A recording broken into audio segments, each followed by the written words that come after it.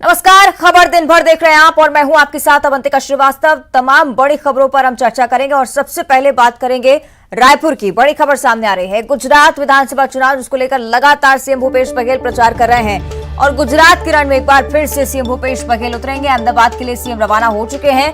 कल गुजरात में कई सारी चुनावी सभाओं को संबोधित करेंगे, शामिल होंगे। कांग्रेस प्रत्याशी के पक्ष में वोट करने की अपील करते हुए नजर आएंगे। स्टार प्रचारक हैं सीएम भूपेश बघेल। गुजरात विधानसभा चुनाव को लेकर एक बार फिर से गुजरात के रण में प्रचार करेंगे। अहमदाबाद के लिए सीएम रवाना हो चुके हैं। कल गुजरात में कई सारी चुनावी सभाओं में शामिल होंगे, संबोधित करेंगे, कांग्रेस के पक्ष में वोट करने की अपील करेंगे। और राजधानी रायपुर से एक और बड़ी खबर है। महासमुंद के एसपी बदले गए हैं। धर्मेंद्र सिंह झवई महासमुंद के अब नए एसपी होंगे। महासमुंद के एसपी भोजराम पटेल का तबादला हुआ है। भोजराम पटेल अब छत्तीसगढ़ सशस्त्र बल बीजापुर के प्रमुख बनाए गए हैं। महासमुंद के एसपी बदले गए हैं।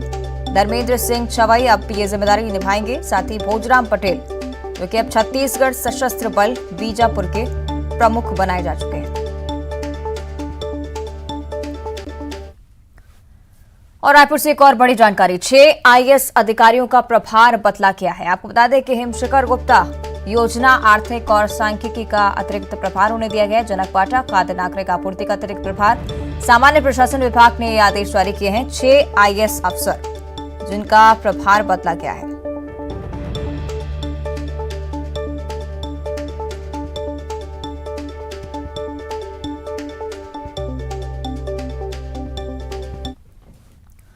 और फिल्म अभिनेत्री रवीना टंडन ने सतपुरा टाइगर रिजर्व में बाघ के फोटोशूट पर विवादों में एक बार फिर से एंट्री कर ली है। रवीना पर आरोप है कि उन्होंने नियम तोड़कर फोटो क्लिक किए हैं। एसटीआर प्रबंधन अब इस पूरे मामले की जांच में जुट गया है।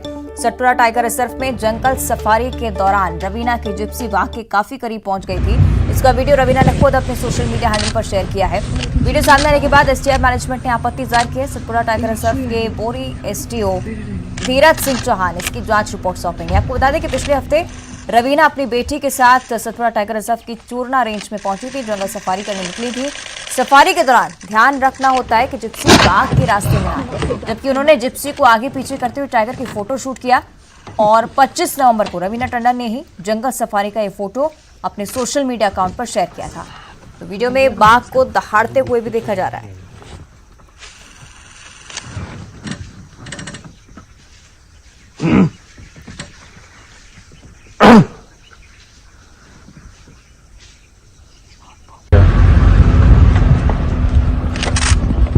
वीडियो आपको दिखा रहे हैं आपकी टीवी स्क्रीन पर। सोशल मीडिया हैंडल पर रवीना टंडन ने वीडियो शेयर किया है और उस वीडियो की वजह से एक बार फिर से विवादों में घिरती हुई नजर आ रही है रवीना टंडन।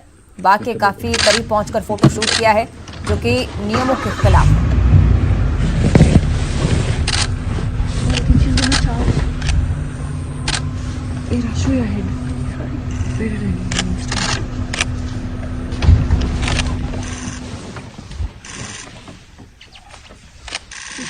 यही वो वीडियो है जिसके आधार पर अब आगे मामले की जांच की जाएगी।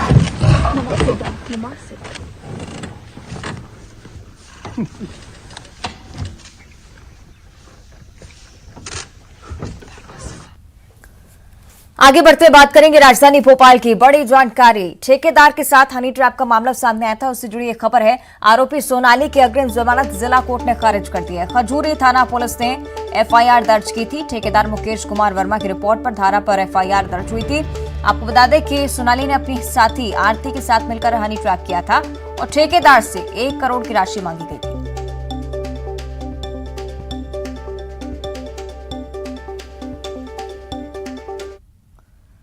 और अब मंदसौर से इस वक्त की बड़ी खबर। महिला को टक्कर मारकर कंटेनर भागा है। टोल प्लाजा को तोड़कर बेकाबू कंटेनर भागा है। पिपलिया मंडी टोल प्लाजा को तोड़कर भागा। साथ ही साथ टोल बैरियर पर पुलिस की गाड़ियां भी क्षतिग्रस्त हुई हैं। तो पुलिस ने 3 आरोपी को हिरासत में लिया है। तस्वीरें आपको दिखा रहे हैं कितना बेकाबू रफ्तार में ये ट्रैक्टर यहां से गुजरता है, कंटेनर यहां से गुजरता है। एक महिला को भी टक्कर मारी है। साथ ही पुलिस के वाहन भी क्षतिग्रस्त हुए हैं।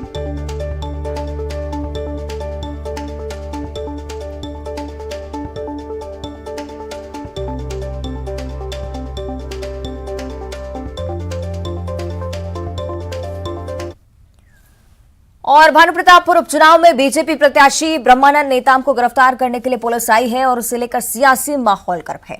बीजेपी प्रदेश सरकार पर षड्यंत्र रचने का आरोप लगा रही है तो कांग्रेस इन आरोपों को खारिज कर रही है।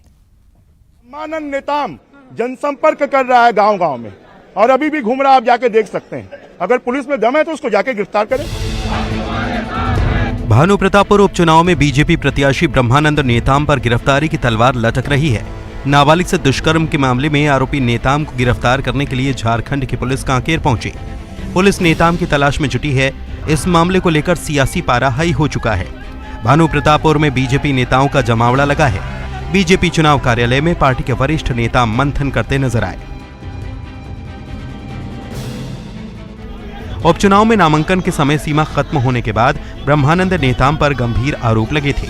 नाबालिग लड़की के साथ सामूहिक दुष्कर्म और जबरन देह व्यापार में धकेलने के मामले में ब्रह्मानंद नेताम भी आरोपी हैं। बीजेपी प्रदेश सरकार पर षड्यंत्र के आरोप लगा रही है और ब्रह्मानंद नेताम को निर्दोष बता रही है। एक डरी हुई, हारी हुई, घबराई हुई सरकार की कार्रवाई है, क्योंकि जब चुनाव चल रहा है वो बोलते हैं 3 साल पहले का प्रकरण 2019 का है, तो 2019 से अभी तक क्या पुलिस सोई हुई थी? जब ब्रह्मानंद नेताम प्रत्याशी बन गया तो प्रत्याशी बनने के बाद उसको इस प्रकार के आरोप लगाना, ये सरासर लोकतंत्र का अपमान है, पूरे आदिवासी समाज का अपमान है, पूरे भानुप्रतापपुर का अपमान है। 3 साल तक झारखंड की पुलिस इंतजार करती रही और पहले एफआईआर में जिस व्यक्ति का नाम नहीं था बाद में जोड़ने का प्रयास किया गया, बयान पे नाम लिया गया। चुनाव की तैयारी और चुनाव के फॉर्म भरने की तैयारी करने लगे ब्रह्मानंद नेताम, चुनाव लड़ने लगे और कांग्रेस की हालत पूरे चुनाव क्षेत्र में सबसे खराब दिख रही थी और हार को देखते हुए अब भूपेश के पास कोई चारा नहीं रहा तो उन्होंने उस पुराने प्रकरण को पुनर्जीवित करने का प्रयास किया। बीजेपी के इन आरोपों को सीएम भूपेश बघेल ने खारिज किया और कहा कि पुलिस अपना काम कर रही है। सीएम ने कहा कि जिस समय नेताम के खिलाफ मामला दर्ज किया गया उस समय झारखंड में बीजेपी की सरकार थी। अभी तो भाजपा वाले बोले थे कि आए हमको गिरफ्तार करें, बृजमोहन अग्रवाल जी का 2 दिन पहले बयान आया था क्या, तो आगे तो फिर हाय तबाह क्यों मचा रहे हैं? अब वो खुद बोले कि आए गिरफ्तार करके बताए, तो फिर इतना जब दम भर रहे थे तो आज क्यों षड्यंत्र की बात कर रहे हैं? 15 साल के नाबालिग बच्चे के साथ यदि सामूहिक बलात्कार हुआ है तो पास्को एक्ट लगा है और ये उस समय लगा है जब झारखंड में रघुवर दास यानी कि भारतीय जनता पार्टी की सरकार थी तब की ये घटना है और उस समय एफआईआर दर्ज हुआ है, तो उसको उनसे पूछना चाहिए कि वो षड्यंत्र उस समय इतने पहले कैसे षड्यंत्र कर लिए थे लोग। भानुप्रतापपुर उपचुनाव को लेकर सियासी माहौल गर्म है। बीजेपी प्रत्याशी पर लगे दुष्कर्म के आरोपों को लेकर कांग्रेस बीजेपी को घेर रही है, जबकि बीजेपी प्रत्याशी ब्रह्मानंद नेताम को निर्दोष बताकर षड्यंत्र का आरोप लगा रही है। नेताम की अगर गिरफ्तारी होती है तो बीजेपी के सामने मुश्किल खड़ी हो सकती है। Bureau report, news 18। और कांकेर से भी बड़ी खबर। पूर्व गृह मंत्री ननकीराम कंवर का एक बड़ा बयान सामने आया। आपको बता दें कि न्यूज़ 18 से खास बातचीत में पूर्व गृह मंत्री ने कहा है कि झारखंड पुलिस के 4 आदमी हैं, छत्तीसगढ़ की पुलिस मिलाकर 6 और 8 हो जाएंगे और हम लोग लेकिन बहुत सारे हैं, सभी को भगा देंगे। बीजेपी दफ्तर में ब्रह्मानंद नेताम है, गिरफ्तार करके पुलिस दिखाए, गिरफ्तार करेंगे तो हम ही जीतेंगे। पर उपचुनाव की सियासत में एक बड़ी एक तरह से कहें कि सियासत फिर से और ज्यादा गर्मा गई है। झारखंड की पुलिस यहां पर पहुंची है बीजेपी के प्रत्याशी ब्रह्मानंद नेताम को गिरफ्तार करने के लिए और उसके बाद से तमाम जो बीजेपी के बड़े लीडर्स हैं उनका जमावड़ा बीजेपी भानुप्रतापपुर के बीजेपी के दफ्तर पे हो गया। लगातार बैठकें चल रही है। पूर्व गृह मंत्री ननकीराम कंवर हमारे साथ मौजूद है, उनसे बात करते हैं कि किस तरह की रणनीति पर चर्चा हुई। होंगे भी तो क्या बोलते पुलिस गिरफ्तार कर लेगी। चलिए मैं बोल रहा हूँ गिरफ्तार कर ली करे। यहाँ के इतने पब्लिक है ना जिसके लिए चुनाव हो रहा है, प्रजातंत्र के लिए हो रहा है, वो ऐसे नहीं देखेगी कि एक आदमी दोषारोपण करके गलत आरोप लगा करके उसको गिरफ्तार कर ले जाए और ले जाएगी तो भी जीतेंगे। चलिए ले जाएगी तो भी जीतेगी। जी हाँ। तो सर क्या विरोध करेंगे? कैसा विरोध क्या बोलते, हम पुलिस को भगाएंगे। हो हमारे पास इतने लोग हैं, वो तो 4-6 लोग आएंगे और यहाँ के पुलिस का मदद ले ले। लिखा पढ़ी कर दिए हैं और चुनाव आयोग ही इंटरफेयर करेगी। तो ये है पूर्व गृह मंत्री नंदकीराम कंवर, और उन्होंने चुनौतीपूर्ण तरीके से कहा है कि यदि पुलिस में एक तरह से उन्होंने कहा है कि अगर पुलिस चाहे तो गिरफ्तार करके दिखा दे, गिरफ्तारी तो होगी नहीं।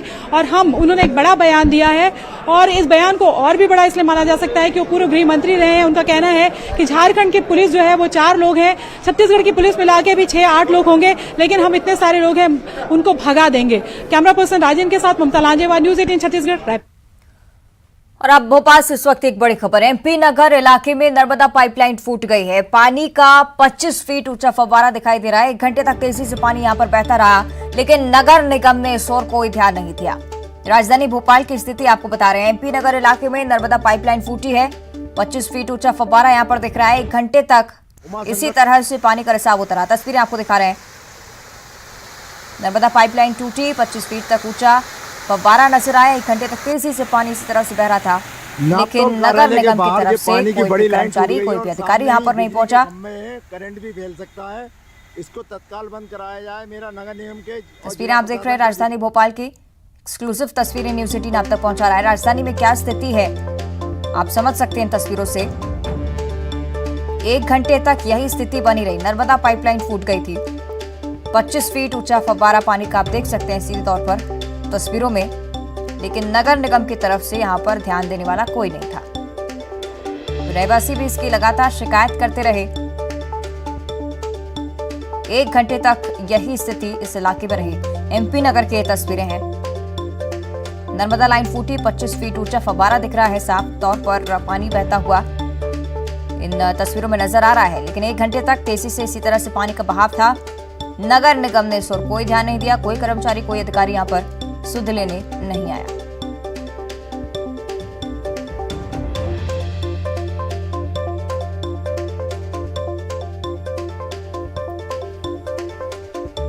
राजधानी भोपाल की स्थिति है। नर्मदा पाइपलाइन एमपी नगर में जो स्थित है वो फूट गई थी। कई गैलन पानी यहां पर बहकर बर्बाद हो रहा था।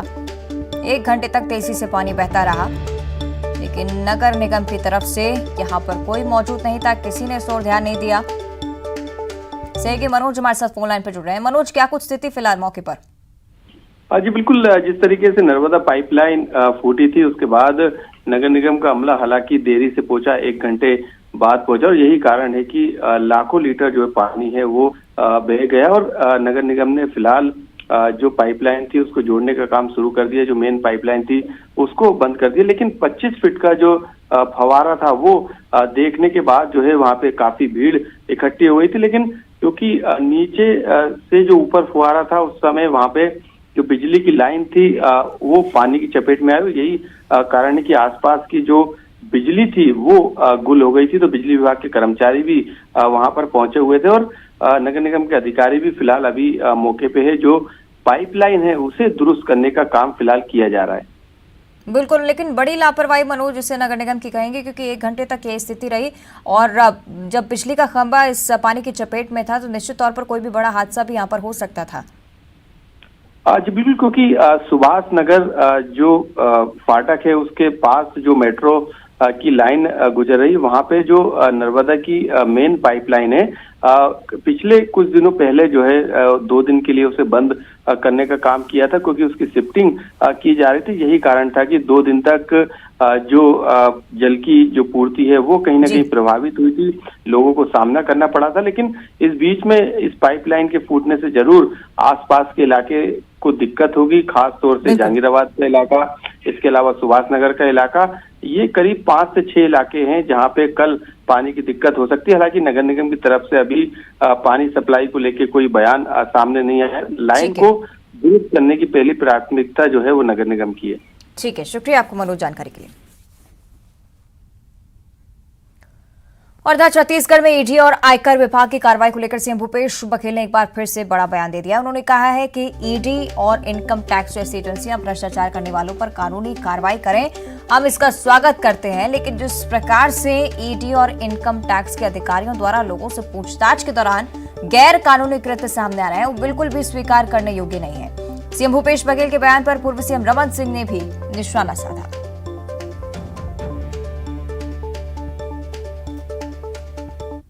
और जो अपनी सीमा है उससे बाहर जाके काम कर रहे हैं। मतलब जो जानकारी आ रही है, किसी को मुर्गा बना रहे हैं, किसी खाना देते हैं तो पानी नहीं देते, और रात भर जगा कर रखते हैं, देर रात तक के छोड़ते हैं, कई रात तक के सोने नहीं देते, राड से पिटाई हो रही है, किसी कान सुनाई नहीं दे रहा है, किसी को बैठने नहीं देते, बुजुर्ग आदमी को उसको बैठने नहीं देते, तुम खड़े रहो, तो बोले मुझे तकलीफ होती है, और आखिर में उसको पैरालिटिक अटैक भी आया।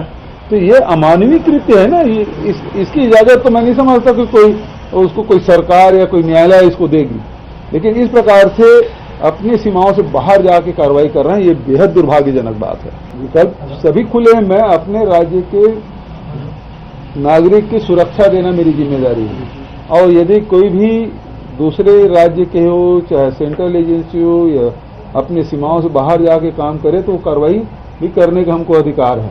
आज तक किसी मुख्यमंत्री को किसी विषय में 6 ट्वीट करते नहीं देखा। इतनी बेचैनी, इतनी घबराहट क्यों? और सवाल ईडी है तो ईडी अपनी कानूनी कार्रवाई करने की प्रक्रिया कर रही है, पूछताछ कर रही है। पूछताछ में यदि किसी को आपत्ति होगी, शिकायत होगी तो अपनी शिकायत कर सकता है। और अब मुंगेली से बड़ी खबर, ऋचा जोगी की ज्योति का ये मामला, जिसको लेकर ऋचा जोगी की मुश्किलें अब बढ़ती नजर आ रही हैं। ज्योति मामले में जमानत याचिका उनकी खारिज हो चुकी है। जिला सत्र न्यायालय के विशेष कोर्ट से याचिका खारिज की गई। फर्जी अनुसूचित जनजाति प्रमाण पत्र मामले में एफआईआर दर्ज है ऋचा जोगी के खिलाफ। कोतवाली थाने में एफआईआर दर्ज करवाई गई थी, और अब बड़ी बात यह कि जमानत याचिका भी उनकी खारिज हो गई है।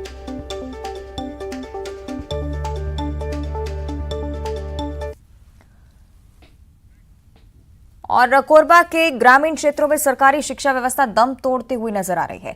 शिक्षकों की गैर मौजूदगी में छात्रों से बर्तन धुलवाए जा रहे हैं। मामला कोरबा ब्लॉक के ग्राम धनपुरी प्राथमिक शाला का, जहां बच्चे पढ़ने के बजाय काम कर रहे हैं। छात्र बताते हैं कि स्कूल में 2 शिक्षक हैं जो किसी न किसी काम से हमेशा नदारद रहते हैं, और इस मामले पर जिला शिक्षा अधिकारी से बात की गई तो उन्होंने मामले की जांच कर कार्रवाई करने की बात कही।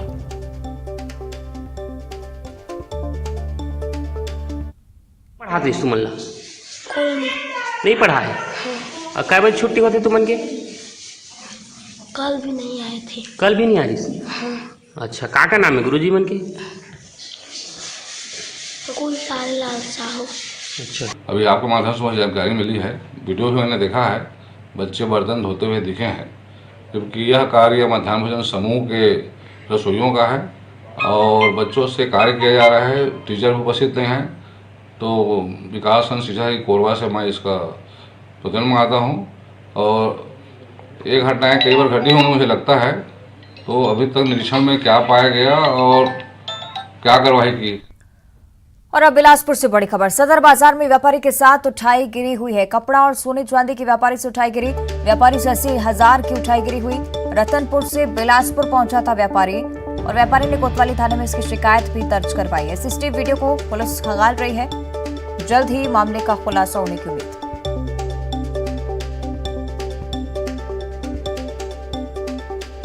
तो बिलासपुर से बड़ी जानकारी, सदर बाजार में व्यापारी के साथ उठाई गिरी हुई है।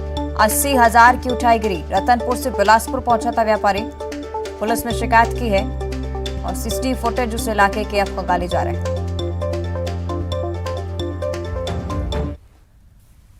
और अब कवर्धा से बड़ी खबर, कलेक्टर के नाम पर धोखाधड़ी की गई। पुलिस ने आरोपी को गिरफ्तार कर लिया है। कई सरपंच को फोन कर पैसों की मांग कर रहा था ये आरोपी, और पीड़ित की शिकायत पर आरोपी गिरफ्तार हो चुका है। पुलिस ने यूपी के झांसी से आरोपी को गिरफ्तार किया है।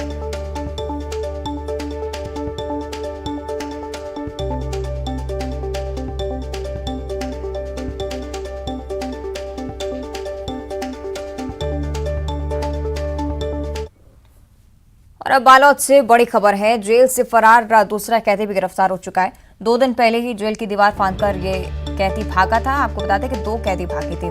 कल एक कैदी को पुलिस ने गिरफ्तार किया, और अब जब दूसरा कैदी भी पुलिस के हत्थे चढ़ा है तो बड़ी सफलता पुलिस के लिए। 48 घंटे में पुलिस ने दोनों फरार कैदियों को गिरफ्तार कर लिया।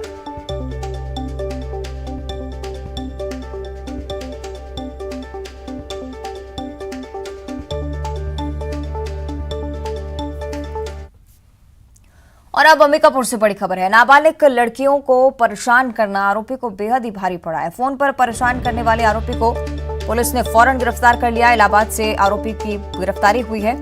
आपत्तिजनक फोटो अपलोड करने की धमकी देता था। सोशल मीडिया पर अपलोड करने की धमकी उसकी तरफ से दी जा रही थी। कई महिलाओं से फोन पर बात करता था और साइबर सेल और बतौली पुलिस की संयुक्त कार्रवाई। बतौली थाना क्षेत्र के भटको ग्राम का मामला है। आपको बता दें कि अंबिकापुर से जानकारी है, महिलाओं नाबालिग लड़कियों को परेशान करना आरोपी को भारी पड़ा। फौरन उसकी गिरफ्तारी हुई। आपत्तिजनक फोटो सोशल मीडिया पर अपलोड करने की धमकी वो दे रहा था। महिलाओं से, लड़कियों से अश्लील बातें करता था। साइबर सेल और बतौली पुलिस ने संयुक्त कार्रवाई करते हुए आरोपी को धर दबोचा।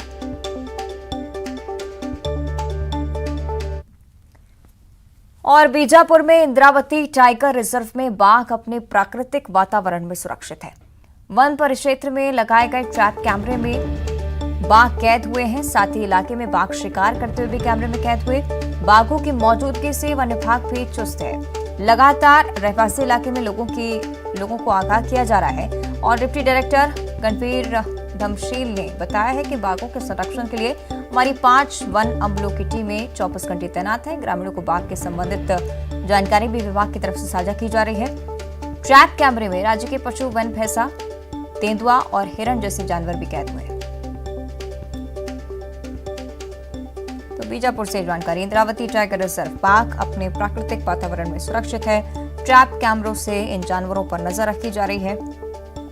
24 घंटे 5 टीमें, वन अमले तैनात रहता है पूरा अमला। साथ ही साथ ग्रामीणों को भी इन जानवरों के बारे में जानकारी दी जा रही है। साथ ही साथ आगाह भी किया जा रहा है कि अगर बाघ की आमद होती है तो किस तरह से सुरक्षा करें। इंद्रावती टाइगर रिजर्व के अंतर्गत अभी हाल ही के दिनों में एक नए टाइगर की पुष्टि हुई है, जिसका हमने फोटोग्राफिक सैंपल जो है WII wild life institute of India को भेजा गया था। और उन्होंने इस टाइगर की पुष्टि की कि ये जो टाइगर है ये यहाँ पे नया पाया गया है। टाइगर की उम्र जो लगभग 4 से 5 साल की जो यंग एडल्ट है यहाँ पे। और इसके संरक्षण और निगरानी के लिए हमारी टीम जो है लगी हुई है। और इंद्रावती टाइगर रिजर्व में और सूरजपुर के पकड़ी जंगल में रविवार को एक हाथी की संदिग्ध हालत में लाश मिली थी। उस मामले में वन अमला संदेहों से पूछताछ में जुटा हुआ है। दरअसल प्रतापपुर वन परिक्षेत्र में दल से पिछड़े एक दंतेल हाथी की लाश मिली थी, जिसके बाद से वन अमले में हड़कंप मचा हुआ था। आशंका जताई जा रही है कि करंट लगने से हाथी की मौत हुई है, जिसके बाद से ही वन विभाग जांच कर रहा है।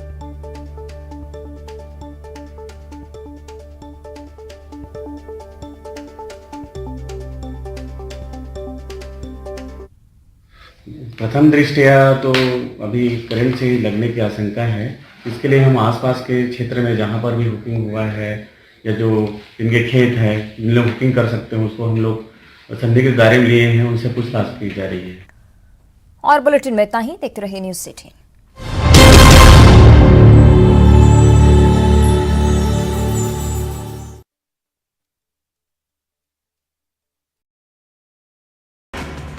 छत्तीसगढ़ी राजभाषा दिवस सम्मान कार्यक्रम का आज आयोजन। सीएम कार्यक्रम में होंगे शामिल। दोपहर में दुर्ग जाएंगे सीएम। छत्तीसगढ़ के मुख्यमंत्री भूपेश बघेल ने गुजरात में किया प्रचार। भावनगर जिले के पालीताना में की